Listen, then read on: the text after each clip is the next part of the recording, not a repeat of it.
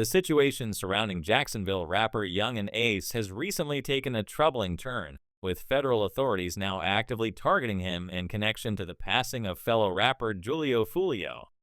This follows a series of events that have unfolded over the past months, shedding light on the tensions between these two influential figures in the Jacksonville rap scene.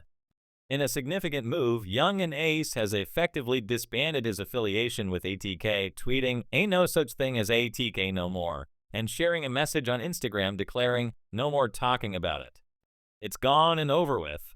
This public statement came as a direct response to the escalating situation, which has drawn the attention of the police and raised questions about his involvement in Foolio's passing.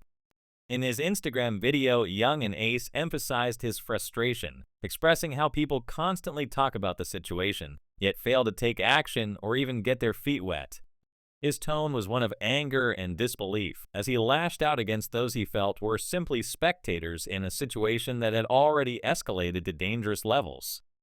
"Why always gotta talk? It's time for the law to be paid, and y'all ain't on nothing," he said in his video. His words appeared to resonate with many, sparking a viral comment, "LOL, he's watching that Lil Baby interview," suggesting that Yungeen Ace knew what was coming next, a potential federal investigation. DJ Academics, a well-known commentator on rap culture, also weighed in on the situation, stating that Yungeen Ace was likely the next target in the ongoing investigation surrounding the Jacksonville rap scene. Wack 100, another prominent figure in the industry, also recently discussed Yungeen Ace's potential involvement, stating, "You're next," hinting that the rapper could soon face serious legal consequences. When asked about these comments, Yungeen Ace responded defensively, questioning why Wack would suggest such a thing. "Why would you wish that on me?" he asked, clearly upset by the implication. Despite the tension, he acknowledged that the street culture often targets high-profile figures in the rap game, and with Julio Foolio now out of the picture, Yungeen Ace may be the next in line to face repercussions for his actions. This statement is crucial because it ties directly into a series of tragic events that have plagued Yungeen Ace's life. In a 2019 incident, Yungeen Ace was ambushed by several men while leaving a restaurant, an attack that tragically resulted in the death of his brother. Despite the trauma, Yungeen Ace has survived multiple attempts on his life, yet this time the threat may not come from his rivals, but from law enforcement itself. Jacksonville Sheriff T.K. Waters confirmed that his department has been closely monitoring Yungeen Ace and his crew for some time, acknowledging their presence in the community and their suspected involvement in criminal activities. Waters went as far as to say that Yungeen Ace couldn't move around Jacksonville without the police knowing about it. "We are consistently monitoring these groups. We have people always watching them," Waters explained. In a rare move, the Jacksonville Sheriff's Office publicly addressed Yungeen Ace by name, signaling the gravity of the situation. Shortly after, reports surfaced that Yungeen Ace had been questioned by police in connection to Foolio's passing, which many saw as an attempt to investigate his possible involvement in the crime. The police's focus on his recent songs, "Do It" and "Game Over," which some believe contain references to the ongoing beef between Yungeen Ace and Foolio, raised further suspicions about his role. 5 individuals have already been arrested in connection with Foolio's passing, but authorities are reportedly zeroing in on Yungeen Ace, believing him to be the mastermind behind the attack. This shift in focus has had serious consequences for Yungeen Ace's career. Police have reportedly canceled multiple concert dates, effectively limiting his ability to generate income and diminishing his influence in the industry. "They're always calling around, canceling my shows," he lamented. "What's going on? Why y'all trying to mess with my money? Why y'all trying to mess with my life?" Yungeen Ace expressed his frustration with the cancellations, stating that he didn't even live in Jacksonville anymore, yet still found his shows getting canceled across the country, from Tampa to Virginia and Gainesville.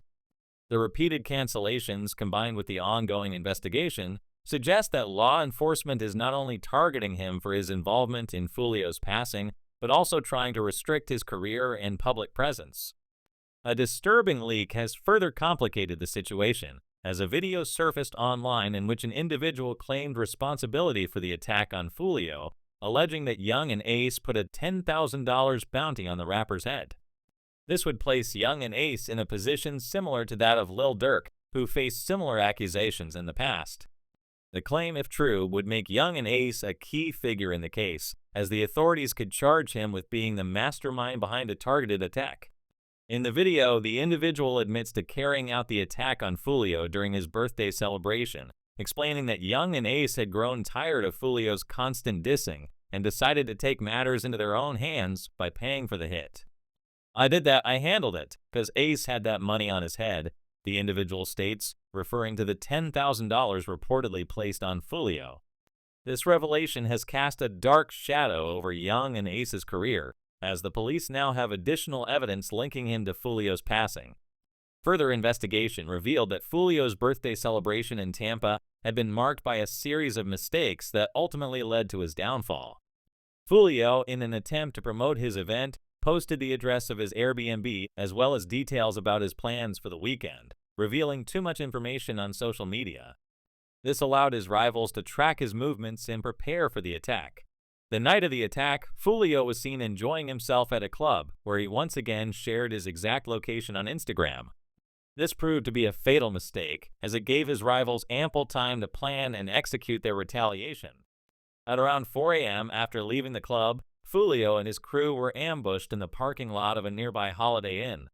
The attackers, driving in multiple cars, opened fire on Foolio's crew, resulting in several injuries and deaths. This attack was seen as direct retaliation for Foolio's diss track aimed at Yungeen Ace, in which he mocked the rapper's loss of his brother. The timing of the attack, occurring on the 23rd day of the month, seemed significant to both sides, as Yungeen Ace's latest song, 4 in the Car, 1 Gone, mirrored Foolio's own track, When I See You, which referenced the 23rd as the day he was targeted by his rivals.